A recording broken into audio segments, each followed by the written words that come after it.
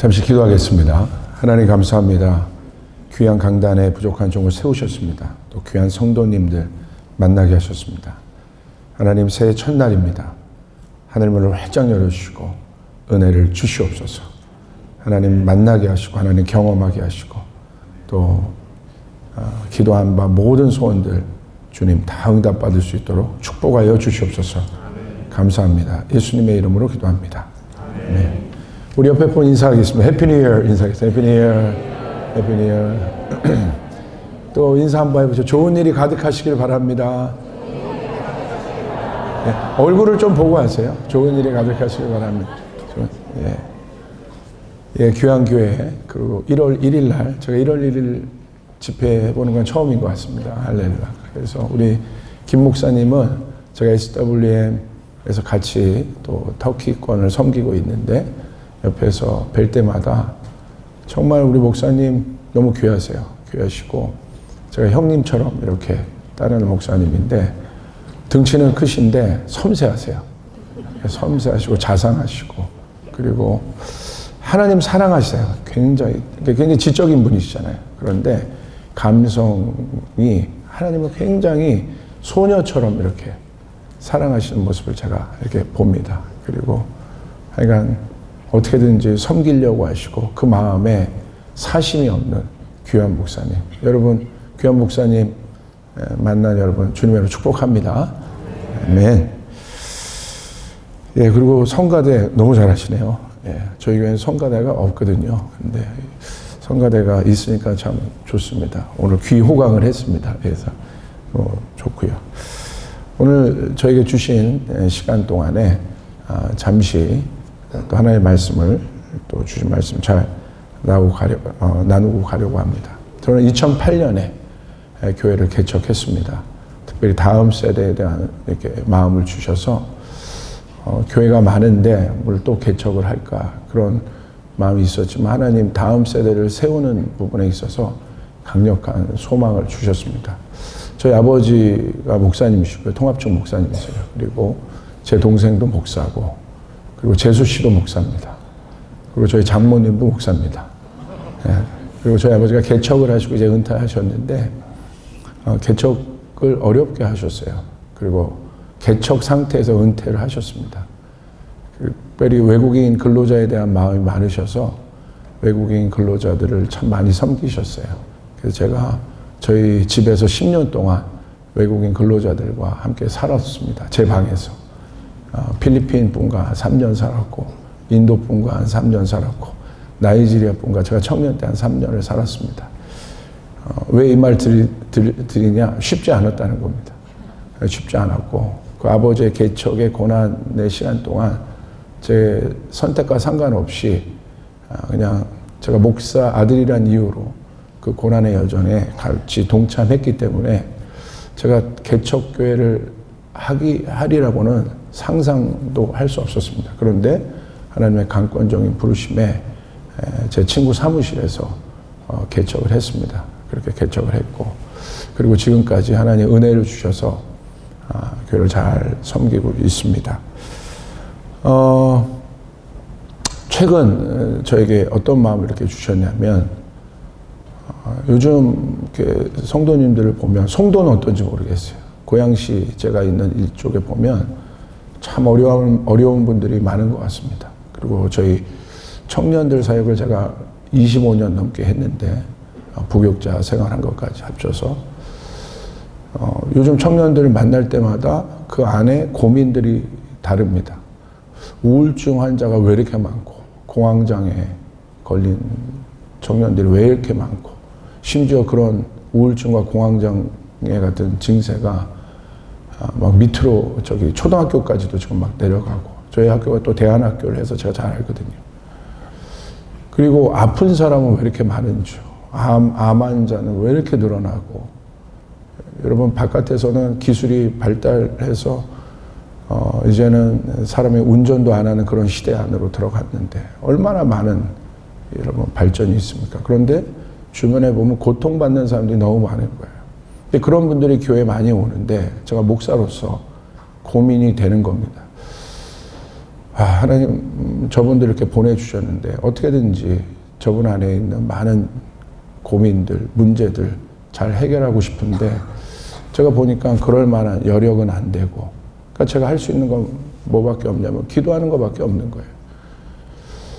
하나님 앞에 이제 기도하면서, 기도하는데 문득 그런 마음을 주시는 거예요. 한국교회가 옛날에 어려웠지 않습니까? 어려웠을 때 그래도 한국교회가 어려웠기 때문에 역설적으로 기도를 많이 한 거예요. 어렵지 않으면 여러분 기도 안 하지 않습니까? 그러니까 어렵다는 건 간절함이 있었다는 거죠. 그래서 교회가 기도하는 사람들로 가득 찼고, 철야 기도회가 있었고, 심야 기도회가 있었고, 그리고 새벽 기도회가 있고, 그러지 않습니까? 한국만큼 이렇게 기도 많이 하는 민족이 어디 있습니까? 한국 하면 이제 기도인데, 이제 그런 그 상황 속에서 한국에 뭐가 많이 있었냐면 교회를 건축하고 대부분의 교회들이 기도원들을 또 줬습니다. 또 기도원이 많았습니다. 기도원이 어디에 있죠? 산속에 있죠. 산속까지 여러분 기도원을 찾아가는 사람들은 어떤 사람들이에요? 문제가 있는 분들이에요. 그래서 그런 분들로 기도원이 가득했었습니다. 지금은 이제 기도원이 거의 이제 비어 있죠. 뭐 두 가지로 해석할 수 있을 것 같아요. 하나는 정말 문제가 없던가, 아니면 두 번째는 정말 기도의 그 영성이 많이 죽었던가, 둘 중에 하나인데, 제 안에 문득 그런 마음이 드는 거예요. 많은 사람들이 기도원을 갔구나. 기도원에 가서 정말 하나님을 만난 사람들 많잖아요. 기도원에 간 사람들은 이머전시한 상황들이 아닙니까? 급한 사람들 아니겠어요? 그러니까 급하기 때문에 기도원 가운데 주신 하나님의 응답도 그만큼 이제 강력했을 것이라고 제가 이렇게 생각이 되어지는 거예요. 그래서 제가 이제 우리가 현대 사회를 살아가니까 현대인들이 바쁘지 않습니까? 그러니까 산속으로 갈 시간은 없고, 그러면 도시에다가 기도원을 만드는 게 어떨까? 그런 마음들, 비전을 주신 거예요. 물론 교회에서도 기도할 수 있지만 마음껏 이렇게 좀 초교파적으로 모여서 그냥 우리가 갖고 있는 문제를 놓고 하나님 앞에 부르짖으며 기도할 수 있는 그 기도원이 도시로 좀 들어오면 어떨까? 그런 아이디어를 주셔서, 하나님 저희 그 지역에 킨텍스라는 곳이 있습니다. 큰 전시장이죠. 킨텍스를 저희가 장기로 제가 빌렸어요. 장기로 빌려서, 물론 재정과 그 안에 들어가는 재반 여러 가지 상황과 시설들이 많지만 오직 그 갈망인 거예요. 여기서 마음껏 기도하고, 우리가 하나님 앞에 나갔을 때 하나님의 정말 기도원 가운데 부어주셨던 하나님의 그 믿음의 증거들을, 기도의 응답들을 좀 보고 싶다. 여러분 그 마음을 가지고 이제 매주 금요일마다 Now라는 이제 타이틀을 걸어서 Urban Prayer House라고 해가지고 도시에서 우리가 도시 안에 기도원의 형성을 가지고 우리가 기도하자 하는데, 정말 많은 일들이 나타나요. 그런데 최근에 있었던 건 저희 교회에 이제 신혼부부들이 많이 있습니다. 젊은 부부들이 많이 있는데, 한 그 신혼부부가 얼굴이 사색이 돼서 온 거예요. 봤더니 아이를 이제 가졌는데 병원에 가서 검진을 했더니 기형아 판정, 그리고 모든 수치가 너무 안 좋은 거예요. 초음파 사진을 이렇게 찍어갖고 왔더라고요. 그래서 너무 절망이 되어서 뭐 이럴 수도 없고 저럴 수도 없고, 그래서 이들이 이제 간절히 나와서 이제 기도하기 시작했습니다. 기도했는데 저도 성도가 그러니까 마음이 아프잖아요. 그래서 간절히 이제 기도를 해줬어요. 근데 저한테 이제 저희 부목사님에게 문자 메시지를 보냈더라고요. 사실 기도 시작하고 회개가 됐다고. 왜 회개가 됐냐면 계획하지 않은 시간에 찾아온 아이여서 약간 이렇게 기뻐하는 마음이 없었다는 거예요. 그런데 기도하는 가운데 하나님이 거기에 대해서 책망하는 마음을 이렇게 주셨다는 겁니다. 그래서 간절히 회개하고 또 검진을 이제 받아야 되는데 저희 집회에 나와서 목사님 안수해 주세요. 기도해 주세요. 그래서 기도해 달라고 한 겁니다. 그래서 간절히 기도하고 우리 중보팀들도 기도하고 함께 기도했습니다. 그리고 나서 이 사람들에게 믿음이 있었나 봐요. 저희 집회 이후에 검진 일정을 잡았습니다. 검진 일정을 잡고 집회를 했습니다. 그리고 그 다음날 이제 그 집회 때 예배가 끝나는데 이 신혼부부가 막 뛸 듯이 막 기뻐하는 얼굴로 기쁨이 가득 찬 얼굴로 막 저에게 달려오는 거예요. 이거 여러분 그렇게 달려오면 좋은 뜻 아니겠습니까? 저도 궁금했거든요. 그러면서 그냥 저를 만나자마자 핸드폰을 딱 켜는 거예요. 켜더니 목사님 이거 보시라고. 다시 찍은 초음파 사진을 보여줬는데 지난번 초음파 사진과 전혀 다른 초음파 사진 찍힌 겁니다. 할렐루야. 모든 것이 다 정상으로 돌아왔어요. 아멘. 박수 한번 쳐주시죠. 아멘. 너무 기쁜 거예요. 정말 기적이죠. 기적이죠. 최근 저희 집회를 통해서 하나님께서 정말 암도 낫게 하시고, 원래 제가 이제 그런 거에 집중했던 사람은 아닌데 하나님께서 그런 마음을 주셨습니다. 그래서 제가 저희 집회 때 그 영상을 잠깐 준비했고, 뒤에 있는 붙였던 영상은 제가 청년 사역에 대한 마음이 많기 때문에 요즘에 청년들이 없다고 하지 않습니까? 그런데 가는 곳마다 하나님께서 청년을 일으키시고 저희 네트워크 안에 모임이 있는데 수천 명들의 청년들이 모여서 함께 예배하고 거기서 선교 자원들이 일어나고 깜짝 놀랐습니다. 그런 영상을 제가 잠깐 좀 준비했습니다. 혹시 준비되셔서 한번 보여주시죠.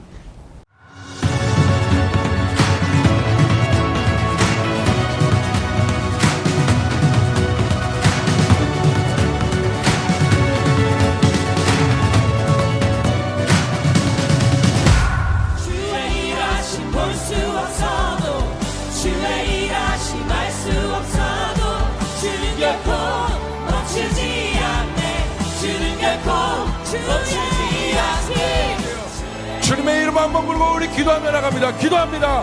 주여!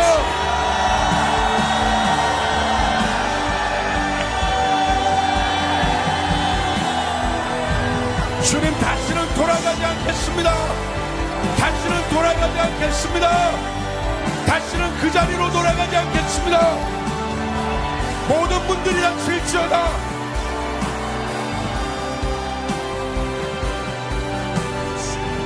특별히 먼저 여러분 기도하고 싶은 것은 여러분의 가정에 여러분 문제가 있는 분들 손 드세요. 그 앞 옆에 손든 분들 찾아가세요. 역사가 일어날 거예요. 해결이 있을 것입니다. 주님의 이름을 부르고 여러분 안에 있는 성령을 믿으며 여러분 간절히 선포하여 기도하며 나갑니다. 주님의 이름 한번 부르며 기도합니다. 기도합니다. 주여! 가정에 돌파가 있을 것입니다.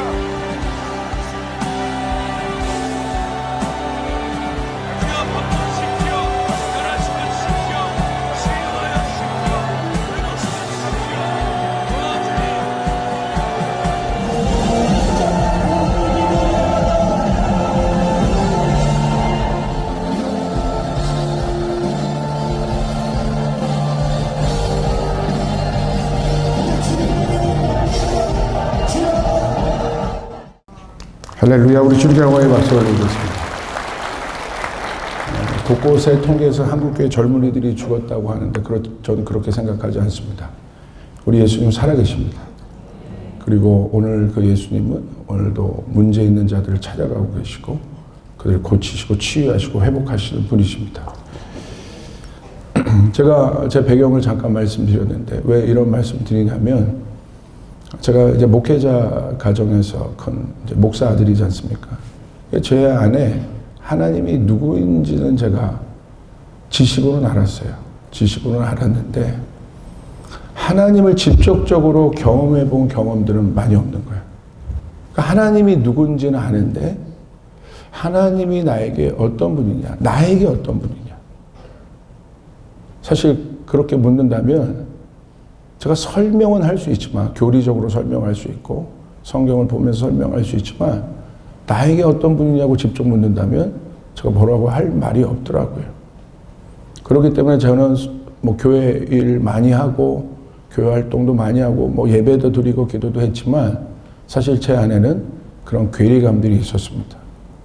그리고 그 괴리감 속에 여전히 제 안에 있는 많은 문제들이 있었고, 이 문제들과 상반된 하나님, 뭔가 제 문제는 문제대로 있고 제 어떤 신앙은 종교적인 형태로 그냥 있는 것 같은 그 괴리감 속에서 제가 참 이 청년 시절을 많이 보낸 것 같습니다. 그러다가 제가 하나님을 정말 강력하게 인카운트하는 기회가 있었고 하나님을 제가 정말 경험했을 때 저의 삶의 모든 것이 바뀌었어요. 와, 진짜 하나님은 이런 분이구나.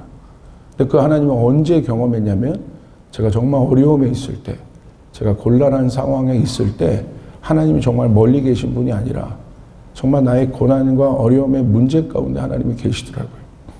그러면서 오히려 역설적으로 문제를 통해서 고난을 통해서 하나님을 직접적으로 경험하게 되었고 그 경험이 자산이 되어서 어떻게 보면 목회까지 제가 하게 되었고 오늘날까지 이렇게 왔습니다. 그래서 저에게 목회에 있어서 가장 중요한 것은 많은 부분들이 있겠지만 현장을 저는 굉장히 중요시 여기고 저의 목회적인 모든 소스나 설교 제목이나 설교나 또 기도 제목이나 방향성을 그 시대, 그 현장에서 오는 실질적인 어떤 문제들 속에서 그 방향성을 찾으려고 노력하고 있습니다. 그리고 오늘날 교회는 여러분이 아는 것처럼 산 속에 있지 않고 세상 속에 있는 것 자체가 저는 굉장히 중요한 의미라고 생각해서 그렇게 목회하고 있습니다.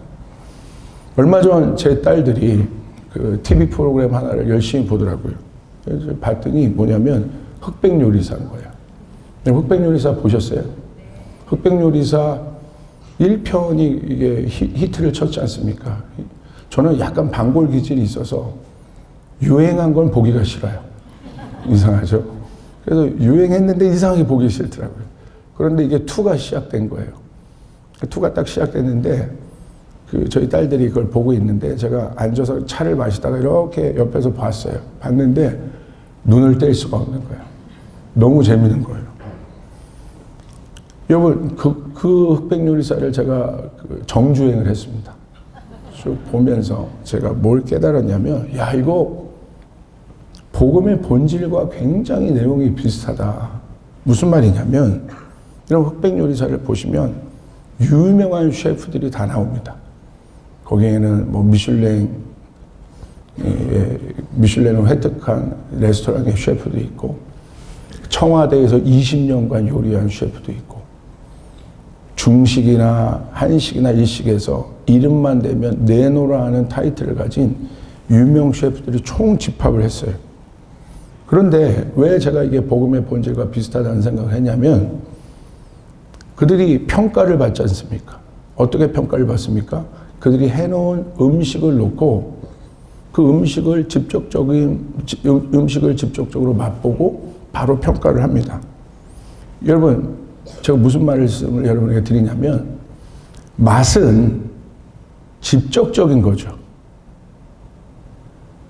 잘 들어보세요. 맛은 간접적으로 느끼는 것이 아니에요. 제 혀가 맛을 직접적으로 느끼는 거예요. 그래서 이 음식이 맛있다 없다를 그냥 판단할 수 있어요. 그래서 설명이 필요 없는 겁니다. 직감적으로 그냥 알아버리는 거예요. 그 직접적인 맛 앞에 그들이 갖고 있는 경력, 그 경력은 소중하지만 그들이 갖고 있는 타이틀, 그 타이틀은 소중하지만 중요하지 않습니다. 청와대에서 20년 요리한 경력의 요리사도 그 심판 2명이 가서 그가 현장에서 만든 요리를 맛보고 맛이 없으면 탈락을 시켜버리더라고요. 20년 경력이면 대단하잖아요. 그것도 청와대에서. 직접적인 맛 말고는 다른 어떤 것도 영향을 줄 수가 없습니다. 여러분, 타이틀은 좋은데 맛을 낼 수 없는 요리사라면 더 문제 아니겠습니까? 왜 제가 이 말씀을 여러분에게 드리냐면 우리가 접하는 삶의 문제 또한 직접적입니다. 혹시 여러분 안에 어떤 어려운 문제가 있습니까? 그 어려운 문제가 간접적이지 않잖아요. 예를 들어서 질병이 있습니까? 질병이 있는 사람에게 있어의 고통은 직접적인 것입니다. 내가 질병이 없을 때 질병에 대해서 내가 듣고 설명을 들을 수 있어요. 그건 간접적이죠. 그러나 내가 오늘 질병이 있다면 그 질병으로부터 오는 고통은 직접적인 것입니다. 마음에 묶임이 있는 분들이 있습니까? 마음이 묶이기 시작하면 괴롭죠. 잠도 안 오죠. 불면증에 시달리게 되고 불안하고 두렵죠. 마음에 묶임이 있는 분들이 있다고 한다면 그것으로부터 오는 고통은 직접적인 것입니다. 내가 마음이 지금 평안해요. 그래서 그 상태에서 마음의 묶임을 갖고 있는 우울증과 공황장애를 갖고 있는 어떤 사람들의 마음을 들었어요. 그거는 어려운 부분이지만 나에게 직접적으로 오지는 않는 부분입니다. 예수님을 보십시오. 결국 우리의 신앙의 어떤 핵심이 예수님 아니겠습니까? 예수님이 이 땅에 어떻게 오셨어요? 인간의 몸을 입고 직접적으로 우리 가운데 오셨어요. 예수님의 사역을 보십시오. 간접적인 사역이 있습니까? 예수님은 어려운 사람들요, 이야기도 듣지 않았어요. 예수님이 직접 만나셨어요. 그리고 아픈 사람들 어떻게 하셨습니까?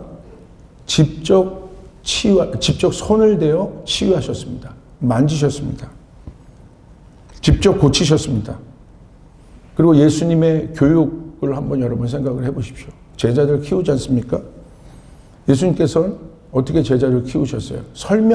설명보다는 예수님이 어떻게 제자를 키우셨냐면 현장으로 보내서 그들이 실패하던 성공하던 그들이 직접 경험하게 하셨습니다. 그들이 사람을 만나게 하셨고 그 제자들이 그 아픈 사람들을 치유해 보도록 하셨고 또 귀신 들린 자들을 만나면 귀신들을 쫓아내보게 하셨습니다. 예수님의 교육이 간접적이지 않아요. 굉장히 직접적입니다. 그런데 오늘 현대인들의 신앙을 저는 한번 생각해 봅니다. 제가 그 고민 가운데 있었기 때문에. 왜 내 안에 이 복음은 능력인데 왜 능력 없는 복음을 저는 갖고 있었을까? 현대인들의 복음은요, 안타깝게도 지금 복음을 접하는 모든 통로가 간접적입니다. 예를 들어서 이런 겁니다. 여러분, 목회에 있어서, 교회에 있어서 설교는 얼마나 중요하겠습니까? 그러나 현대의 목회가 너무 설교 의존적이에요. 설교는 중요해요. 그러나 설교는 중요하지만 간접적입니다. 중요한 것은 이 설교를 듣고 직접적으로 이 설교를 경험하는 것이 중요한 것입니다. 여러분, 아멘이십니까? 아멘. 직접적인 터치가 없어요. 현대인들의 신앙 가운데. 그러니까 뭐가 많습니까? 본질적인 것들이 개발되는 것보다 비본질적인 것들이 교회를 가득 채우기 시작했습니다. 여러분 생각해 보십시오. 여러분 직분이나 이런 것들은 굉장히 중요하지만 어느새 한국교회 안에 이 직분이 가져오는 이건 중요하지만 본질적인 건 아니에요. 교회를 유지하는 데 있어서는 중요하지만 본질적인 것은 아니에요. 그런데 그런 문화들이 또 그곳으로부터 나오는 어떤 정치적인 어떤 일들이 교회 문화를 채우기 시작했습니다. 왜 제가 이 말씀을 드리냐면 제가 젊은이들을 목회를 하고 있지 않습니까? 젊은이들이 교회를 떠나는 이유가 분명해요. 그냥 떠나지 않아요. 떠날 만한 이유가 있어서 떠나는 것입니다. 그래서 저는 이런 고민들을 하게 된 것입니다. 직접적인 터치가 없으니, 복음을 직접적으로 만나볼 수 없으니, 여러분 어떻습니까? 비본질적인 것들이 늘어나는 거예요. 우리의 내면도 마찬가지예요. 복음을 내가 직접적으로 만나고 경험하지 않으면 우리 안에 복음 말고 복음으로부터 오지 복음 비스무리한 어떤 거품들이 내 안에 끼기 시작해요. 그렇게 되면 여러분 어떤 일들이 일어납니까? 여러분 우리의 신앙이 죽기 시작하는 것입니다. 그냥 죽기 시작하는 걸 끝나는 것이 아니라 문제가 있어도 문제를 해결할 수 없는 존재들이 되는 것입니다. 내 힘으로 문제를 해결할 수 있으면 괜찮아요. 그건 얼마든지 할 수 있습니다. 의학 기술도 사용할 수 있고, 만약에 의학을 넘어선 어떤 문제라면 어떻게 하겠습니까? 물론 순응할 수 있겠지만 여러분 우리 예수님이 그랬던 것처럼 여러분 하나님의 능력이 어디에 나타나야겠습니까?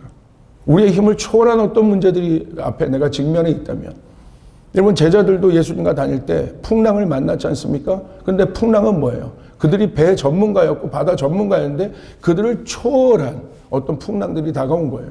그럼 어떻게 할 것이냐는 거죠. 그때 그곳에 예수님이 계셨지 않습니까? 그러니까 예수님의 존재가 뭐냐는 거예요. 내가 할 수 있는 능력 안에 내 경험 안에 예수님이 갇혀 계신 것이 아니라 오늘 예수님, 내가 예수님을 믿고 예수님을 따라간다는 것은 그 이상의 어떤 경험들을 우리가 하기를 원하는 것이에요. 그리고 그것을 통해서 여러분 놀라운 일들을 예수님께서 우리 가운데 나타내기를 원하신다고 저는 믿고 있습니다. 그 일들이 교회 안에서 일어나면 젊은이들이 다시 돌아오게 될 것입니다. 그 역사가 일어나야 되는 것입니다. 여러분 미래의 사회를 보십시오. 잘 보세요. 미래의 사회가 주는 모든 것들이요. 모든 것이 간접적입니다. 온라인 공간 보십시오. 디지털 혁명이라고 하지 않습니까? 이 모든 것이 가상 공간이에요. 여러분 온라인에도 음식이 있습니다. 그런데 그 음식을 우리가 직접적으로 맛볼 수 있습니까? 간접적인 것이에요. 음식은 있으나 맛을 볼 수가 없습니다. 온라인에서도 옷이 있습니다. 그런데 여러분 그 옷이 화려한 옷들이 있죠. 그러나 입어볼 수가 없습니다. 행복한 일들이 온라인에 가득합니다. 그러나 여러분 오늘 나의 현실을 볼 때 그 행복과 온라인이 주는 그 가상 공간에서 주는 그 행복과 오늘 내 현실에서 내가 겪고 있는 여러분 고통과의 괴리감이 상당히 큽니다. 젊은이들이 왜 우울증이 많아졌을까요? 여러분 정신분석 쪽에서 학회 쪽에서 발표를 하지 않습니까? 그 넘버원이 SNS 때문에 그런 거예요. SNS에 들어가 보면 다 여러분 SNS에 여러분 우울한 거 올리는 사람 봤습니까?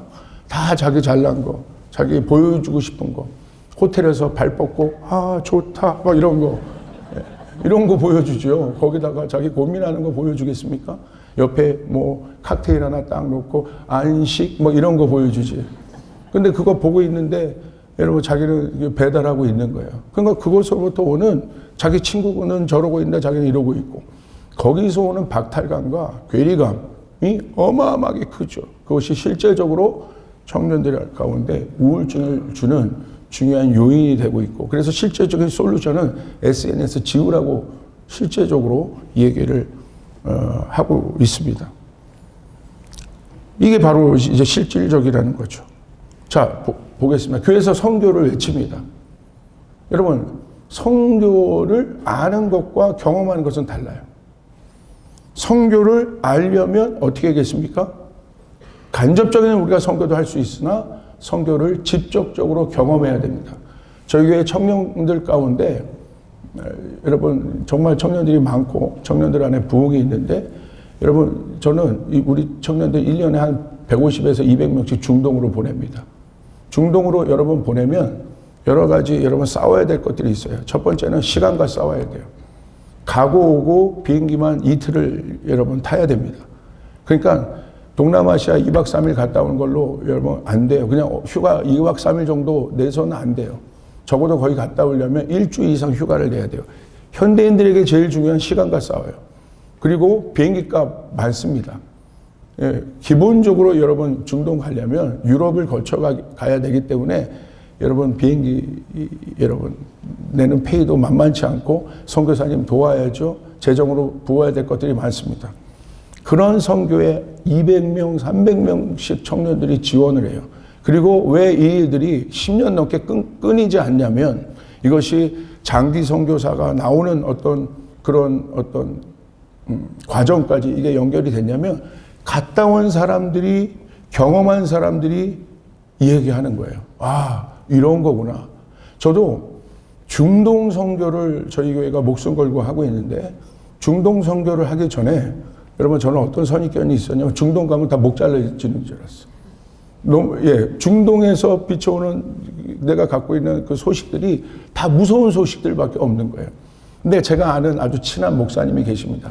선교 쪽에 굉장히 밝은 분이시고 저에게 영향을 주신 분인데 저를 그렇게 중동을 데리고 가길 원하셨어요. 그래서 저를 이제 중동을 딱 데리고 가셨는데 저를 뭘 데리고 갔냐면 거기에 있는 뭐 어떤 대의 명분 위에 저를 데리고 간 게 아니라 조 목사 양고기 맛있대. 그 양고기. 거기 가면 요르단 양고기가 끝내준대. 그래서 양고기로 저를 꼬셔가지고 데려갔는데 제가 거기 또 넘어간 사람이에요. 그래가지고 갔는데 중동이요. 안 무섭더라고요. 너무 좋더라고요. 사람이요. 여러분 제가 뭐 언론에서 봤던 그 두건 쓰고 다니면서 무식한 반달칼 다니면서 다니는 그런 사람 한 명도 없고요. 좋더라고요. 제가 경험하니까 좋은 거예요. 경험하니까 그 경험을 갖고 경험한 사람이 와서 얘기해주면 이게 말에 힘이 있지 않습니까? 그러니까 우리 많은 청년들이 그것들을 직접적으로 경험한 거예요. 그러니까 이 경험이 말이 필요 없습니다. 실질적으로 그 다음 단계로 나아갈 수 있는 직접적인 원동력이 됩니다. 교회에 있어서 영혼 구원이 중요하지 않겠습니까? 영혼 구원 하려면 어떻게 해야 됩니까? 전도해야 됩니다. 어떻게 전도해요? 전도의 미련한 방법을 하나님께서 쓰신다고 했어요. 그래서 저희 교회 청년들, 교인들이 나가서 전도지를 갖고 그 미련한 방법으로 전도를 합니다. 전도를 하는데 어떤 역사가 있냐면 그 전도지를 받고 돌아오는 사람이 있더라는 거예요. 할렐루야. 아멘. 누군가 여러분 필요한 사람이 그 전도지를 받는 사람이 있어요. 여러분 영혼 구원을 하려면 직접적으로 영혼을 만나야 합니다. 여러분 문제가 있습니까? 문제가 있다면 여러분 어떻게 하겠습니까? 문제가 있으면 직접적으로 하나님을 만나는 방법이 뭐겠습니까? 기도죠. 기도는 직접적으로 하나님을 만나는 방법이에요. 그런데 여러분 이제 문제가 있으면 기도보다는 상담, 상담도 굉장히 중요하지만 한국교회 안에 이런 기도, 하나님을 직접적으로 만나는 이런 문화들이 죽어가는 이 현상들에 대해서 저는 경각심을 갖고 있습니다. 직접적인 현장이 빠진 기독교가 힘을 잃어가는 원인입니다. 제가 개척을 했습니다. 여러분, 제가 어떤 공간을 얻어서 개척한 것도 아니고 친구 사무실에서 그냥 개척을 했습니다. 저는 아무런 여러분 개척에 대한 노하우도 없었고 큰 교회에서 제가 경험을 한 것도 없고 개척교회에서 10년 청년 학생들 사역한 게 제 사역의 전부였고 하나님 마음 주셔서 개척을 했습니다. 근데 어느 날 개척해서 그냥 열심히 기도하고 예배하고 오후에는 나아가서 영어 알바하면서 또 먹고 살고 그러면서 열심히 살았는데 어느 날 보니까 청년들이 한두 명씩 오는 겁니다. 청년들이 한두 명씩 교회로 오는데 제가 청년들 왔던 청년들과 했던 건 뭐냐면 이들과 직접적으로 만나고 시간을 보내고 그리고 문제가 있으면 함께 기도해주고 예배하고 그거밖에 없어요. 특별한 노하우가 없어요. 개척교회에서 부흥하는 3단계 전략 이런 거 하나도 모릅니다. 그런 세미나 가본 적도 없고 그냥 오늘 하루하루 온 청년들 있으면 그 청년들 붙잡고 직접적으로 그 문제와 부딪히면서 그렇게 살았어요. 그러다 보니까 어느 날 청년들이 많아지는 거예요. 많아지고 그 친구 사무실이 그 청년들로 가득하게 되었습니다. 이 청년들이 가득하다 보니까 제가 이제 배고프잖아요. 예배를 막 3시간, 4시간씩 예배 드리고 그럼 배가 고프잖아요. 그럼 뭐 했겠습니까? 짜장면을 먹었어요. 그러면 이 청년들과 짜장을 먹었는데 그때 개척 당시에 제가 이 청년들에게 짜장면 값을 한 달에 한 250만 원씩 썼어요. 여기 놀라지도 않으세요. 할렐루야. 엄청 처먹더라고요. 엄청 짜장면을 얼마나 그렇게 먹든지. 그래서 여러분 저희 교회가 부흥한 방법이 딴 방법이 없고요.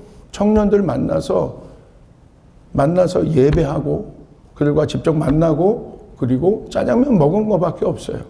그러니까 사람이 이렇게 많아지다 보니까 어느 날 이제 장소를 찾게 됐어요.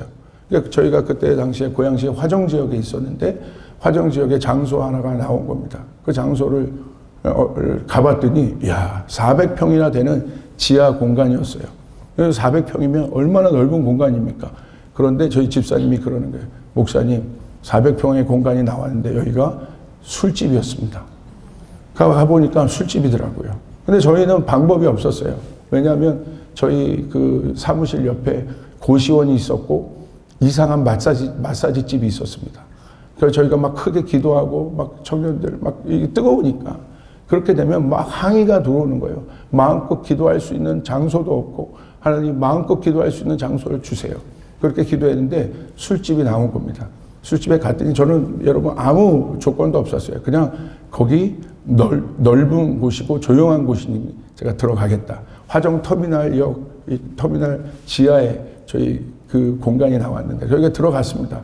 들어갔더니 거기서 마음껏 기도할 수 있는 거예요. 왜냐하면 거기가 술집이니까 방음이 잘 되어 있습니다. 그러니까 소리가 바깥으로 나갈 틈이 없더라고요. 그리고 청년들이 그때 제가 한 그때 당시 한 100여 명의 청년들이 모이기 시작했는데 청년들이 많아지니까 소그룹실이 필요한 겁니다. 근데 여러분 잘 된 거예요. 왜냐하면 거기가 룸사롱이었어요. 룸사롱이어서 룸이 15개가 그냥 나와서 소그룹실이 그냥 해결되었습니다. 그리고 거기 보면 뭐가 있냐면 무대가 있어요. 근데 그 무대가 강백산이 돼버려요. 여러분 뭔가 여러분 교회와 술집이 비슷한 게 많습니다.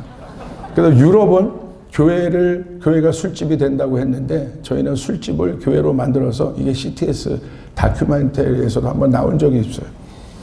그곳에서 여러분 실질적으로 제가 목회온 여태까지 어떤 삶의 궤적들을 보면 직접적인 경험입니다.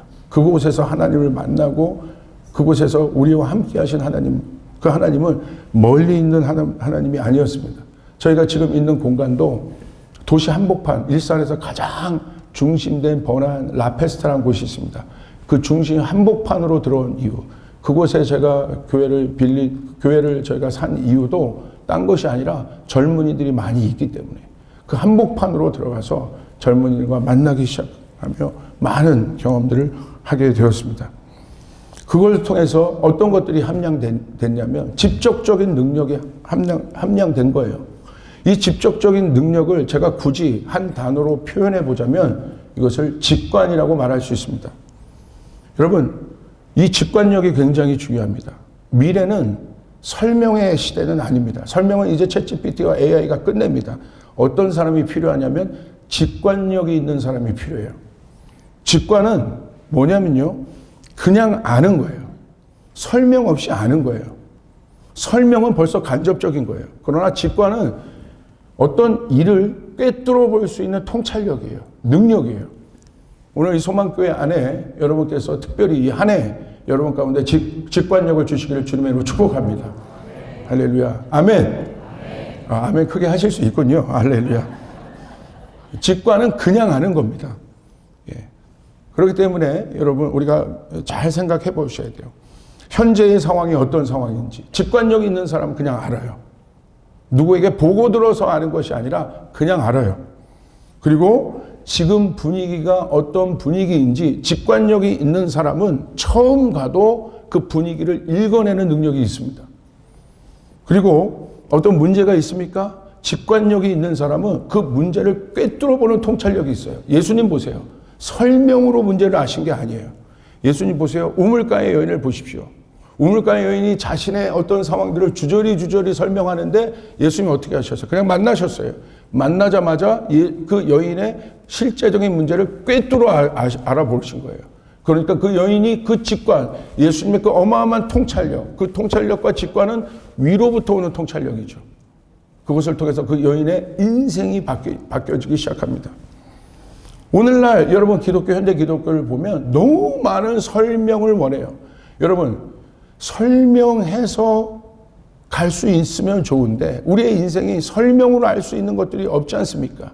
우리의 문제들이 내가 설명해서 이해되어서 그 문제를 내가 받아들이면 좋은데 여러분 설명으로 알 수 없는 문제들이 태반입니다.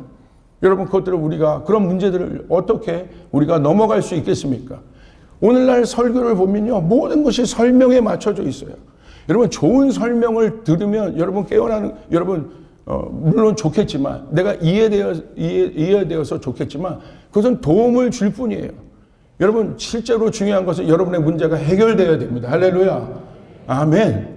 예수님 보십시오. 예수님 설명하지 않으셨어요. 예수님 문제를 만지셨고 문제를 꿰뚫어 보셨고 문제를 터치하셨고 그것이 바로 예수님의 실제적인 사역입니다. 바로 이 직관은 영적으로 표현하면 뭐냐면요. 하늘 문을 여는 감각을 얘기하는 거예요. 하늘 문이 있는 거예요, 여러분. 그러면 여러분, 이 시대의 하나님의 사람들은 하늘 문을 여는 감각이 있어야 돼요. 다른 감각이 아니라, 땅의 어떤 감각이 아니라, 여러분, 하늘 문을 여셔야 여러분, 하나님의 은혜 가운데 우리가 들어갈 수 있음을 믿으시길 바랍니다. 아멘. 하늘 문이 있다는 거예요. 하늘 문을 여는 감각이 있어요. 이 예배에는 그런 사람들로 가득 차야 된다고 저는 믿고 있습니다. 여러분 보세요. 독수리가 바람이 불 때 어떻게 합니까? 본능적으로 날개를 펴요. 이게 감각이에요. 이게 직관이에요. 배워서 피는 게 아닙니다. 이 바람이 오면 내가 이런 날개를 펴야지. 독수리는 날개짓을 많이 하는 여러분 조류가 아닙니다. 워낙 몸체 자체가 무겁기 때문에 바람 타는 법을 독수리는 알 수밖에 없어요. 그렇기 때문에 여러분 이 바람이 어떤 바람인지 날개의 힘으로 가는 여러분 나는 여러분 비행수를 쓰는 게 아닙니다. 독수리 자체가 크기 때문에 마찬가지입니다. 우리도 이 바람이 어디로부터 불어오는 바람인지, 이 시대에서 불어오는 바람이 어디로부터 불어오는 바람인지, 우리 가정에 불어오는 바람이 어떤 바람인지, 이 송도 땅 가운데 불어오는 바람이 어떤 바람인지를 여러분 본능적으로, 이거는 여러분 배워서 아는 것이 아니라 직관적으로 본능적으로 알 수 있는 여러분 힘이 우리 가운데 있어야 합니다. 여러분 잘 보십시오. 우리가 운전할 때 좁은 골목들을 이렇게 지나잖아요. 좁은 골목들을 지날 때 여러분 보세요. 기계는 계산을 해요. 정확하게 그 센서가 움직여서 이 기계가 내 자동차가 통과할 수 있는 것을 계산해서 통과하면 정확하게 그것을 오차 없이 돌아요. 근데 우리는 어떻게 합니까? 감이에요. 이거 내가 돌릴 수 있다. 내가 빠져나갈 수 있다. 하면 그냥 빠져나가는 거예요. 그러다 이제 긁히면 할 수 없습니다. 긁히면 할 수 없는데 여러분 그거 있지 않습니까? 제가 운전할 때 저희 아내가보다 제가 운전을 잘합니다. 제가 아내가 이제 운전할 때 어떤 골목을 빠져나갈 때가 있어요. 그러면 제가 봤을 때 이건 돌리면 되거든요. 못 도는 거예요. 그럼 제가 옆에 그러죠. 여보, 돌려. 안 돼. 돌려. 가능해. 안 돼. 여러분, 이게 수치로 재는 것이 아니잖아요. 여러분, 이게 제가 무슨 말씀을 하는지를 잘 봐야 돼요. 여러분, 사도행전에 있었던 성도들과 교회들의 역사들을 보십시오. 그들이 뭔가를 배워서 아는 것이 아니라 성령께서 불어오는 바람을 타는 거예요. 베드로에게 보자기 환상, 이해할 수 없는 보자기 환상이 내립니다. 유대인으로서는 그 보자기 환상 속에 있는 그 음식들을 먹을 수가 없어요. 그런데 베드로에게는 뭐가 있냐면요. 감각이 있는 거예요. 이거 뭐지? 분명히 자기는 이해할 수 없으나 자기가 베드로가 또 그렇게 여러분 예수님 앞에 콜링 받았지 않습니까? 이해할 수 없으나 베드로는 순종하는 사람이었어요. 그러니까 그 순종이 단순히 내 어떤 의지에서 나오는 신념으로 나오는 복종이 아니라 베드로의 천성 안에 그것이 있는 거예요. 그건 DNA입니다. 베드로 안에 주어진 거예요. 그러니까 하나님이 베드로를 만나서 어떤 일을 하십니까? 베드로는 항상 문을 여는 사람이었어요.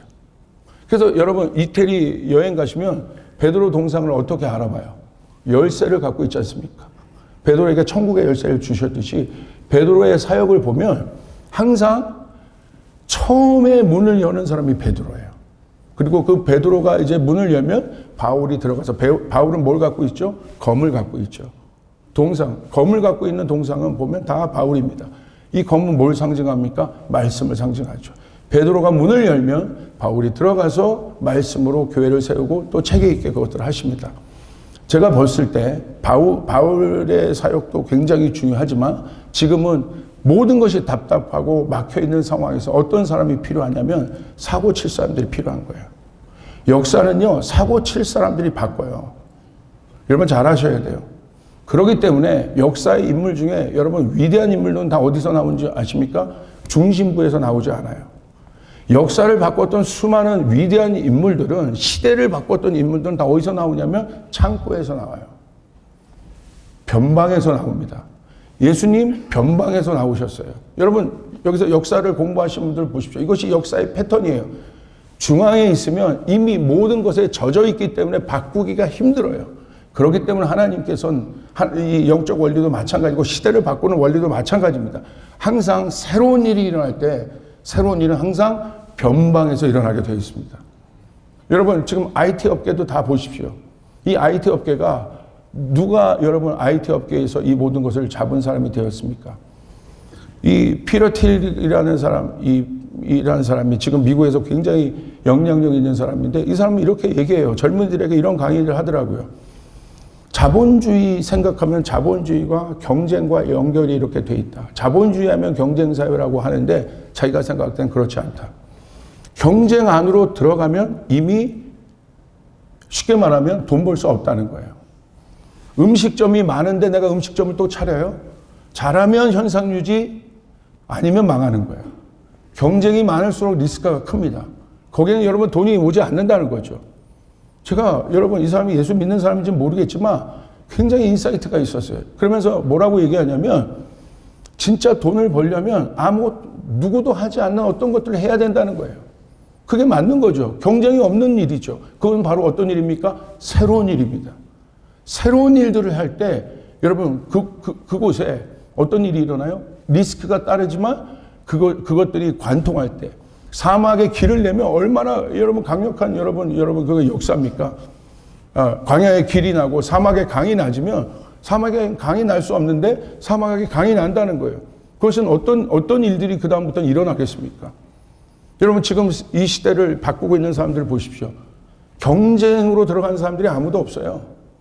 마이크로소프트에 있는 빌 게이츠가 여러분 그 회사를 창업했습니다. 다시 회사를 만든다면 마이크로소프트에 있는 그 회사를 또 만들겠습니까? 바보가 아닌 이상 또 만들 필요가 없죠. 왜 이미 있는데 못하러 그것을 만들겠습니까? 새로운 것을 찾는 것이죠. 여러분 그런 것처럼 오늘 신년 여러분이 오늘 읽었던 이 말씀, 믿음도 저는 그와 같다고 봐요. 왜 이것이 중요하냐면, 이 믿음이 중요하냐면 오늘 병든 귀신 들린 아이의 문제를 놓고 예수님의 제자들과 서기관들이 변론합니다. 예수님이 그것을 듣고 문제를 알았어요. 이것은 제자들이 못 고치거든요. 그러니까 예수님이 그것을 보고 믿음이 없는 세대여 하면서 그들을 책망하십니다. 그러면서 여러분 오늘 본문에 있는 것처럼 이 아버지가 자신의 아픈 자식을 데려놓고, 이게 귀신 들렸으니까 영적인 문제거든요. 제자들은 못 고쳤는데 예수님이 그 이야기를 듣고 데려오라고 그 아이를 데려오라고 말씀하십니다. 그래서 그 아이를 데리고 예수님 앞에 갑니다. 근데 그 아버지가 뭐라고 얘기하냐면, 예수님 할 수 있거든 우리를 긍휼히 여기시고 불쌍히 여기셔서 이 아이를 고쳐주십시오. 근데 예수님에게 뭐라고 질문하냐면 할 수 있거든이라고. If you can. 무슨 말이에요? 조건절로 예수님에게 물어보는 거예요. 근데 사실 이 물어봄이 예수님에게 어떻게 보면 예수님의 마음을 긁은 거예요. 예수님이 오늘 본문에 여러분 읽었던 말씀 뭐라고 말씀하시냐면, 여러분 뭐라고 할 수 있거든이 무슨 말이냐? 그 사람은 할 수 있거든 불쌍히 여기셔서 이 문제 있는 내 아들을 고쳐달라고 하는데, 그 말은 무슨 말이냐면 할 수 있으면 좋죠. 뭐래도 아버지는 붙잡고 싶은 심정이니까. 만약에 그런데 하지 못한다면 어쩔 수 없는 거죠. 이런 마음이 있는 거예요. 그래서 그렇게 묻는 겁니다. 근데 예수님 뭐라고 얘기하시냐면 다 놓고 얘기하세요. 그 사람의 질문에 반박하십니다. 할 수 있거든이 무슨 말이냐? 다시 말하면 너 내가 못할 줄 아니? 그 사람은 예수님이 누군지 모르는 거예요. 우리는 예수님이 누군지 아세요. 예수님은 하나님의 아들이십니다. 아멘? 믿으십니까? 예수님에는 불가능한 것이 없어요. 그러면서 예수님이 뭐라고 얘기하시냐면 할 수 있거든이 무슨 말이냐? 믿는 자에게는 능치 못할 일이 없는 일이라. 할렐루야. 예수님께서 믿음이 있으면 이 모든 것이 가능한. Everything is possible. 모든 것이 가능하다고 지금 말씀하고 계신 거예요. 여기 이 모든 것에는 여러분 부분적인 어떤 것은 되고 어떤 것은 안 되는 것이 아니라 모든 것이 가능하다고 예수님 말씀하셨어요. 왜 예수님 이 말을 하셨을까요? 이게 비밀이에요. 결론은요, 간단해요. 예수님이니까 그러신 거예요. 예수님은 가능하신 거예요. 예수님은 하나님의 아들이잖아요. 하나님의 아들은 어떤 분이십니까? 하나님은 전능하신 분이에요. 절대적인 분이세요. 절대적인 것이란 것은 상황에 따라 가변적으로 움직이지 않는 사람이라는 거예요. 절대값은 움직이지 않아요. 예수님 절대적인 분이세요. 그렇기 때문에 예수님 말씀하신 거 Everything is possible. 예수님에겐 불가능한 것이 없죠. 폭풍도 잠잠케 하시죠. 죽은 자도 살리시죠. 믿으시면 아멘 하시길 바랍니다. 그 예수님을 여러분 만난 겁니다. 예수님이 어떠한 능력치가 있어서 그 일들을 한 것이 아니라, 어떤 일을 예수님이 배워서 하신 것이 아니라, 예수님이 한적한 곳에 가셔서 경건 생활을 하셨기 때문에 예수님이 고친 게 아니에요. 예수님이 광야에서 여러분 광야의 훈련을 통과했기 때문에 예수님이 그 능력이 있으신 게 아니에요. 우리는 착각합니다. 우리의 어떤 것들로 예수님 어떤 노력으로 예수님의 능력이 생겼다고 얘기하고 있는 거예요. 아닙니다. 예수님의 능력은 존재로부터 나와요. 예수님의 존재는 누구십니까? 하나님의 아들이에요. 하나님의 아들이니까 하시는 거예요. 이게 중요한 거예요. 능력으로 얻는 게 아닙니다. 하나님의 아들이 만약에 불가능하다면 그러면 하나님이 아니죠. 하나님의 아들 안에 제약이 있다면 그건 하나님의 아들이 아닌 것이죠. 마찬가지입니다. 우리가 오늘 구원받았다는 여러분 증거가 무엇입니까? 우리가 어떻게 구원받았습니까? 로마서 1장 17절에 보면 복음에는 하나님의 의가 나타나요. 하나님의 의가 나타나서 오직 믿음에 이르게 한다고 우리 가운데 말씀하고 있어요. 우리의 어떤 것으로 의라는 것은 완전한 거예요. 부족함이 없다는 거예요. 그러니까 복음은 완전한 거예요. 복음은 예수님에 대한 이야기예요. 예수님이 우리 가운데 하신 일이 복음이에요. 어떤 일을 하셨습니까? 인간이 할 수 없는 일들을 하셨어요. 예수님이 하신 일은 인간이 할 수 없는 것, 우리의 힘으로 해결할 수 없는 것, 죄의 문제를 해결하셨어요. 아멘. 그래서 우리를 구원하신 겁니다. 우리를 구원하셨다는 것은 나은 존재로 우리를 만든 게 아니에요. 내가 좋은 사람이었는데 더 괜찮은 사람으로 나를 만든 게 아니란 말입니다. 할렐루야. 이거는 수도사들이에요. 수도사적 영성에. 이건 물론 중요해요. 자기를 성찰하고 바라보는 거에 있어서 굉장히 중요하지만 구원은 더 본질적인 문제예요. 우리의 존재에 대한 문제입니다. 내가 여러분 노력해서 구원받은 게 아니에요. 우리의 구원받은 것은 우리의 노력에 1도 들어가지 않은 거예요. 하나님만이 할 수 있는 거예요. 예수님만이 할 수 있는 거예요. 할렐루야.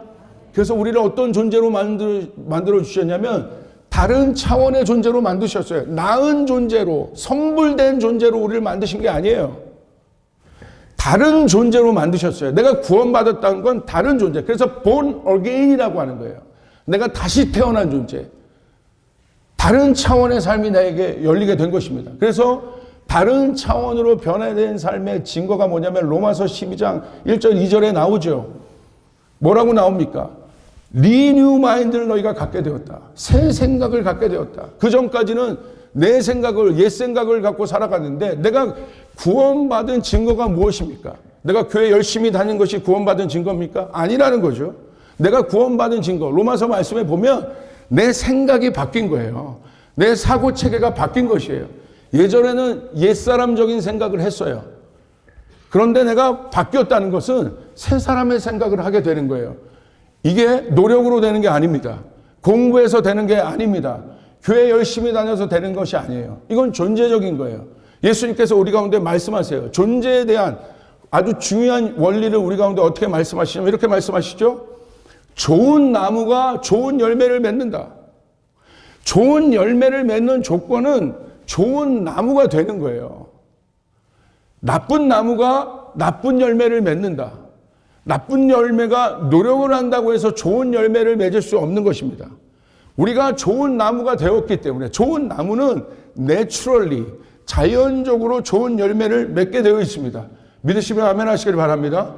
그렇기 때문에 우리 안에 주어진 믿음의 속성, 믿음은 예수님께서 오늘 말씀하신 거 너희가 믿는다면 모든 것이 가능하다고 우리 가운데 말씀하셨는데 그것은 내가 노력으로 금식 기도해서 어떤 것을 알아서 더 나은 자기 성찰적인 어떤 그런 차원들을 내가 훈련을 받았고 통과했기 때문에 그런 사람이 되는 것이 아니라 여러분 능력은 뭐냐면요. 내가 노력해서 얻는 게 아니에요. 능력은 위로부터 부어주는 거기 때문에 내가 만들 수 있는 건 그건 내 능력이죠. 여기서 제가 말씀드리는 것은 오늘 소망교회 가운데 이 도시를 바꿀 하늘의 능력이 여러분 가운데 부어지길 바랍니다. 할렐루야. 우리 아멘 한번 크게 해보실까요? 아멘. 할렐루야. 아멘. 옆 사람에게 선포하세요. 좋은 일이 가득하길 바랍니다. 능력이 나타나길 바랍니다. 여러분의 일터 가운데 능력이 나타나길 바랍니다. 하나님 나라의 실제가 나타나길 바랍니다. 여러분의 가정 가운데 그 일들이 나타나길 바랍니다. 그건 나의 노력으로 되는 것이 아니라 여러분 여기 아주 강력한 사단의 거짓말이 있어요. 우리가 변화된 존재라면 우리 안에 그것이 있는 것입니다. 그래서 여러분 능력은 뭐냐면요. 우리의 믿음은 뭐냐면 깨어나는 거예요. 내가 어떤 존재인지에 대해서 아는 거예요. 와, 내가 이런 존재구나. 내가 그 사람은요, 잘 보세요. 탕자가 망해요. 그리고 우울증에 빠져요. 비참한 삶 가운데 갑니다. 모든 것을 다 잃어버려서 상황은 그래요. 그러나 탕자 안에 있는 절대적인 것은 뭐예요? 그가 아버지의 아들이라는 거예요. 이건 변하지 않아요. 이게 절대적인 거예요. 그러니까 여러분 탕자가 노력 없이 아버지 앞에 갔는데 어떤 일이 일어나요? 단번에 모든 것을 복권시켜줘요. 이게 능력이라는 거예요. 할렐루야. 이게 능력이라는 거예요. 우리가 믿는 복음의 실제라는 것입니다. 이 복음의 실제 앞에 여러분 지고화를 막론하고 여러분 안 깨질 사람이 없는 거예요. 우리의 능력에는 한계가 있습니다. 그리고 앞으로 미래의 시대는 인간의 모든 능력이 점점 없어지는 시대예요. 여러분 이런 속에서 우리가 붙잡아야 될 영성이 무엇이겠습니까? 우리가 누구인지를 알아야 되는 거예요. 이 존재적인 믿음이 우리 가운데 일어나야 되는 거예요. 할렐루야. 여러분 노력이 아닙니다. 여러분 안에 있습니다. 제가 여러분 영화를 무지 좋아하는데요. 아바타 영화를 제가 봤어요. 아바타 제가 제임스 카메론을 좋아해요. 여러분 예배를 3시간 드리면 힘들지만 영화를 3시간 보는데 어쩜 시간이 그렇게 빨리 가는지 영화를 보는데 와 거기서 제가 이게 정체성에 대한 이야기잖아요. 아바타라는 거죠. 정체성에 대한 이야기인데 이 정체성의 주제가 철학적 주제고 인간의 본연에 대한 다윗도 시편 8편에 보면 사람이 무엇입니까? 라고 질문하거든요. 굉장히 본질적 왕으로서 내가 어떻게 살아야겠습니까? 그 질문이 아니라 What is a man? 질문해요. 사람이 무엇입니까? 가장 본질적인 질문을 한 사람이 다윗이에요. 가장 인간에게서 본질적인 질문인데 이 아바타가 이 시리즈로 이렇게 갈 수 있었던 건 제임스 카메론은 똑똑한 사람이에요. 그걸 건드는 거예요. 본질적인 문제. 아바타. 근데 제가 거기서 보면 어떤 단어가 계속해서 나오냐면요. 그 주인공들이 이 단어를 얘기합니다. 어떤 그 사람들이 있었는데 이 부족에서 이 사람을 용납하기 굉장히 어려운 사람이에요. 근데 나중에 이 사람의 존재에 대해서 용납하고 와, 이 사람이 우리 가운데 우리 부족 가운데 필요한 사람이구나. 그걸 깨달아요. 그러면서 그 여자 주인공이 뭐라고 얘기하냐면 I see you라고 해요. 저는 I see you라고 했던 그 여자 주인공의 이 대사가 잊혀지지 않아요. 똑같은 사람인데 이제 안 거예요. 네가 이런 존재였구나. I see you. 그 다음부터 여러분 그 안에 영화 안에 있는 모든 세계관들이 다 바뀌어요. 그 사람을 대하는 태도, 그 사람이 또 갖고 있는 모든 것들이 여러분 그 안에 있는 그것들이 보이기 시작하니까 처음에는 자기의 선입견으로 그것들이 보이지 않았는데 어느 단계에 가보니까 이 사람이 우리 부족 가운데 필요했구나. 여러분 안 봤으면 제가 막 스포일 해서 죄송합니다. I see you. 믿음도 이와 같은 거예요. 바울 되기 전에 사울 때 여러분 어떻게 똑같은 사람이에요. 근데 하나님이 인카운트 했습니다. 바울이 그 다음 단계에 어떤 노력을 해서 여러분 능력을 받았습니까? 깨어난 겁니다. 눈의 비늘이 벗겨지고 눈을 뜨게 된 것입니다. 알게 된 것입니다. 자기가 어떤 사람인지. 그 다음부터 바울 안에 하나님 바울을 어떻게 쓰십니까? 어떻게 강력하게 쓰십니까? 바울에 나타났다는 증거를 보십시오. 바울이 괴로웠던 이유, 사울 때 괴로웠던 건 하나예요. 아는 건 너무 많은데 자기가 살고 있는 현장은 너무 비참해요. 능력이 나타나지 않아. 거기서부터 오는 아는 것과 경험으로부터 오는 어마어마한 괴리감이 바울을 번민케 한 거예요. 그러니까 이 번민으로부터 나오려면 어떻게 됩니까? 능력 있는 예수 믿는 사람들 죽여야 돼요. 제거하는 것밖에 없는 거예요. 해결이 아니죠, 그건. 근데 하나님이 정확하게 그 바울의 번민을 보셨죠? 그리고 다메섹에서 바울을 꼬꾸라쳐서 바울이 경험했어요. 하나님을 인카운트했습니다. 그리고 깨어납니다. 사실 어떻게 보면 믿음은 깨어남의 개념이에요. 눈을 뜨는 것이에요. 그래서 나우 집회 때 제가 어떤 걸 하냐. 이것을요. 여러분 기존 종교적인 어떤 시스템들이 다 이것을 가로막은 거예요. 능력은 누구에게만 있다. 누구만 있다. 누구만. 그렇지 않아요. 여러분 안에 그 능력이 있음을 믿으시길 바랍니다. 할렐루야. 이건 어떤 적극적 사고방식이 아니에요. 예수님 우리 가운데 말씀하신 거예요. 할 수 있거든이 무슨 말이냐. 믿는 자에게는 능치 못할 일이 없느니라. 여러분 믿습니까? 저희 교회 가운데 제가 마지막 예언만 하고 마치겠습니다. 조금 기셔도 이해해 주시길 바랍니다. 첫날이니까 할렐루야. 할렐루야. 목사님은 예.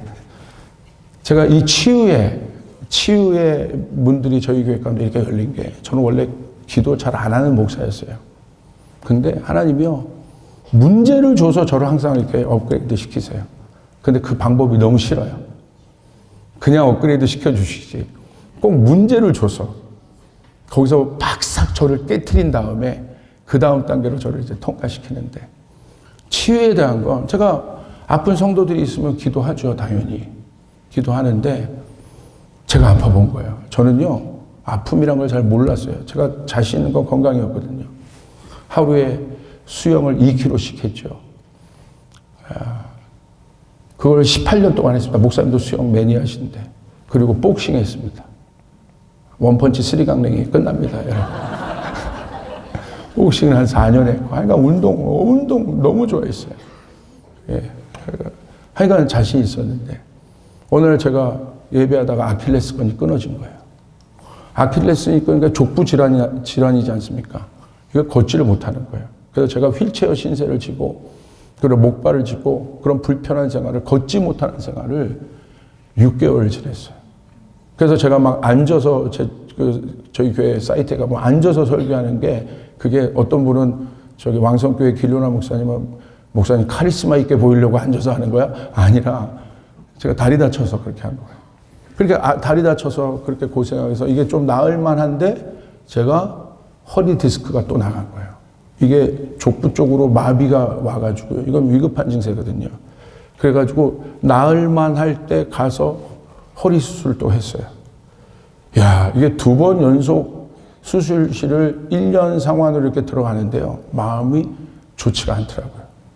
그래가지고 이것도 어떻게 좀 이렇게 됐습니다.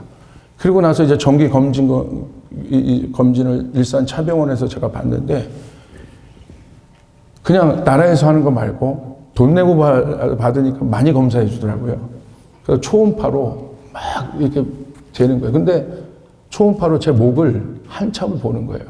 여러분 한참을 보면 증상이 여러분 조짐이 좋습니까? 안 좋습니까? 어떻게 아세요? 여기를 한참 보더니 막 사진을 막 찍더라고. 속은 좀 불안한 거 뭐가 있나? 그러더니 끝나고 나더니 외래를 잡아주더라고요. 가서 검사하죠. 그래서 제가 무슨 문제 있습니까? 아니요, 가 보시면 알아요. 왜 이렇게 쌀쌀맞게, 여러분 병원 다니신 분들 있으면 절대 쌀쌀맞게 하지 마세요. 그래서 상처되더라고요. 저는 궁금하고 불안한데 가보시면 압니다. 그러더라고요. 그래서 딱 갔더니 작은 혹결절이 있다는 거야. 이거 검사하자는 거예요. 그래서 시침 검사하고 딱 봤더니 암이었습니다. 그래서 여러분 제가 암이라는 소리를 딱 들었는데요. 와. 여러분 갑상선 암은 누가 말하대요? 착한 암이다, 거북이 암. 그런 말 하지 마소. 네. 여러분 당사자는 그렇게 느끼지 않습니다. 그리고 그 소식을 들었는데 목사인데 제가 나름대로 믿음이 있다고 생각하는 사람인데 여러분 이게 순간적으로 한 5초 동안 노래지더라고요. 식은땀이 쫙 나고. 야, 걱정이 되고 그때부터 제가 유튜브를 찾아보는데요. 유튜브를 봤더니 제가 여러분 이미 관 속으로 들어가 있더라고. 절대 여러분 그런 거 있어요. 유튜브 찾아보면 안 됩니다. 그래서 제가 매뉴얼이 있어요. 절대 못 찾아보게 해요. 이게 상상의 상상을 해결도 없이 그냥 걱정만 많아져요. 알면 뭐합니까? 제대로 솔루션이 아니고. 그 아는 게 소용이 없어요. 그래서 제가 이게 마음이 막 무너지는데 저희 아내에게 말했습니다. 교인에게 말도 못하고 제가 항상 기도하는 제 기도 자리가 있습니다. 거기서 제가 하나님 앞에 기도하는데 기도가 안 나와요. 제가 기도를 열심히 하는 사람이거든요. 기도가 안 나와요. 기도가 말문이 막혀요. 너무 여러분 근심과 걱정이 있으면 기도가 안 됩니다. 저는 근심과 걱정이 있으면 여러분 기도 왜 안 하세요? 막 그러는데 회개했어요. 너무 근심과 걱정이 많으면 입이 안 열려요. 한 이틀 동안 입이 안 열리더라고. 근데 3번째 날 제가요 기도를 하는데 어떤 기도가 나오냐면 기도를 하는데 하나님 앞에 정말 여기 쌓였던 게 뭔가 그날은 울컥울컥 하더라고요. 그랬더니 제가 갑자기 하나님 앞에 성도들 다 있는데 아버지 그러면서 하면서 엉엉엉 우는 거예요. 누가 우리 성도들이 저를 봤다면 목사님 오늘 성령 받은 날인가? 속음으로 아버지 하면서 막 눈물이 막 폭포수처럼 막 떨어지는 거예요. 그러면서 하나님이 제 마음 가운데 제 마음을 위로하기 시작하고 제 마음을 붙잡아주기 시작하고 내가 너와 함께 할 것이다. 내가 너와 함께 할 것이다. 내가 이 고통 속에서 너와 함께 했다. 그래서 함께 한다는 것이 무엇인지를 제가 그 기도 가운데 경험을 했어요. 왜 처절하게 제 안에 이 마음이 있었냐면 창세기 32장 11절 12절 이 말씀 하나만 제가 읽어드릴게요. 내가 주께 간구하오니 내 형의 손에서 에서의 손에서 나를 건져내시옵소서. 내가 그를 두려워하면 그가 와서 나와 내 처자들을 칠까 겁이 나기 때문이다. 이 말씀을 보는데 이 말씀이 제 상황이더라고요. 제가 실제적으로 갑상선 딱 암이라는 것이 제 안에 딱 왔더니 어떤 현타가 오냐면 나는 그래도 하나님 앞에 많이 쓰임 받고 나름대로 마음을 추스리니 또 견딜만 하더라고요. 그런데 누가 생각나냐면 오늘 이 야곱 보십시오. 야곱 안에 두려움이 있었다는 거예요. 두려움. 이 두려움은 뭐냐면 야곱뿐만이 아니라 에서가 와서 나뿐만이 아니라 내 처자들을 칠까봐 두렵다. 이 야곱의 고민 안에 제 고민이 들어가 버린 거예요. 야곱은 누구를 걱정했습니까? 자기뿐만이 아니라 자기 가족. 내가 죽으면 어떡해? 내 가족들은 어떡해? 내 처자식은 어떡해? 이게 실제적인 두려움이구나. 저도 하나님 앞에 그 마음이 있더라고요. 나는 천국에 대한 믿음이 있으니까 정말 그냥 얘기하지만 죽어도 여러분 그렇게 막 이렇게 여한이 없습니다. 그거 아니에요. 말 조심해야겠습니다. 예. 근데 그 마음이 있어요. 무슨 말씀인지 아시겠죠? 그런데 처자식 생각하면 제가 딸 바보거든요. 딸 결혼하는 것까지 막 뭐 별의별 생각이. 그리고 우리 교인들 제가 교인들을 사랑하는데 하나님 어떻게 합니까? 이게 내 실제적인 두려움이더라고요. 리더의 두려움이죠. 가장의 두려움이죠. 고민이죠. 하나님 어떻게 합니까? 이 마음이 제가 있었던 것 같아요. 그래서 이 말씀을 보는데 이 야곱의 마음이 제 마음. 하나님 그들이 들어와서 내 처자식을 죽일까 합니다. 이게 아버지의 고민으로 제 안에 들어왔어요. 여기 아버지들 우리 어머니들 아버지들 2026년 잘해 주시길 바랍니다. 우리 아버지들 한번 손 들어 봐 주시기 바랍니다. 아버지의 고민들이 있습니다. 내 처자식을 어떻게 하나. 우리 박수 한번 쳐주시길 바라요. 아버지들. 리더의 고민이 있는 거예요. 오늘 야곱 가운데 저는 그 고민을 본 거예요. 그런데 그렇게 처절히 야곱이 기도할 수밖에 없었던 이유가 이거였구나. 야복강에서 그 처절하게 어떻게 저렇게 놓치지 않고 저렇게 어떻게 여러분 하나님의 사자를 이기지? 저 어마어마한 처절함이 어디서 오지? 그 앞에 이 구절이더라고요. 내가 여기서 지면, 내가 여기서 놓으면, 내가 이 믿음의 싸움에서 지면 내 처자식들이 죽는구나. 하나님 도와주셔야 한다. 하나님 도와주셔야 한다. 하나님 도와주셔야 한다. 그래서 야곱이 하나님과 겨루어 이기지 않습니까? 이야, 그 간절함과 처절함이 거기서 오는 거죠. 그래서 저도 그렇게 기도해서 하나님 그렇게 붙잡고 하나님 앞에 신음하며 하나님 앞에 기도했던 것 같아요. 그러더니요. 저도 물론 수술 잘 됐는데 우리 교회 안에 이 마음을 갖고 제가 깨닫기 시작한 거예요. 아, 우리 교인들도 아픈 사람들이 많겠구나. 그냥 기도하는 정도가 아니라 이런 어려움 가운데 있겠구나. 이 야곱의 고민 가운데 기도하는 가장들이 있겠구나. 그런 문제를 갖고 있는 분들이 있겠구나. 그래서 제가 금요일 날 우리 부목사님들에게 우리 교인들 모든 병명들을 다 적어오라고 했어요. 적어왔더니 A4 한 페이지가 되더라고요. 그래서 그 한 페이지에 있는 모든 병명을 제가 금요일 날 설교하기 전에 읽기 시작했습니다. 하나하나. 읽으면 한 7분 정도 걸려요. 그냥 랩하듯이 그냥 속사포처럼 읽어버려요. 근데 내가 만약에 예를 들어서 허리 디스크가 있는 분이 어떤 류마티스가 있는 분이 그 병명이 나오면 그 병명이 나올 때 내 문제잖아요. 그것을 붙잡더라고요. 혈류병 여인이 예수님의 옷자락을 붙잡은 것처럼 자기 문제가 나올 때 그것도 붙잡더라고요. 제가 갑상선에 암이 걸렸을 때 주변에 이 갑상선 암에 대해서 치유받고 이런 거 있으면 관심이 가질 수밖에 없더라고요. 아, 이 마음이구나. 그래서 제가 간절히 그렇게 기도했습니다. 기도했는데 하나님이 어떤 역사를 일으켜 주냐면 저희 교회에 많은 치유, 그 다음부터 치유의 문들이 열어지기 시작하는데요. 어떤 우리 청년 자매가 자궁에 큰 종양이 있었습니다. 내일 병원 가서 일산백병원 가서 여러분 수술해야 되는 거예요. 수술 가기 전에 목사님 기도해 주세요. 제가 기도해 달라고 해서 기도해 준 겁니다. 여러분 기도하러 들어갔는데 갑자기 수술하러 들어간 애가 얼마 되지 않아서 전화를 하는 거예요. 수술대 갔는데 의사가 마지막으로 이렇게 보는데 여러분 그 수술해야 될 종양이 없어진 거예요. 할렐루야. 할렐루야. 아멘. 여러분 우리 아멘 한번 크게 해볼까요? 아멘. 그렇게 수술대에 들어갔다가 나온 우리 성도들이 3명인가 4명이 있습니다. 그 위에 수많은 일들. 어떤 사건 이후에 일들이 펼쳐졌습니까? 제가 아까 기도했던 그 처절한 하나님을 인카운트하고 하나님 만나는 처절한 시름, 가장의 고민, 목사로서의 고민, 리더의 고민.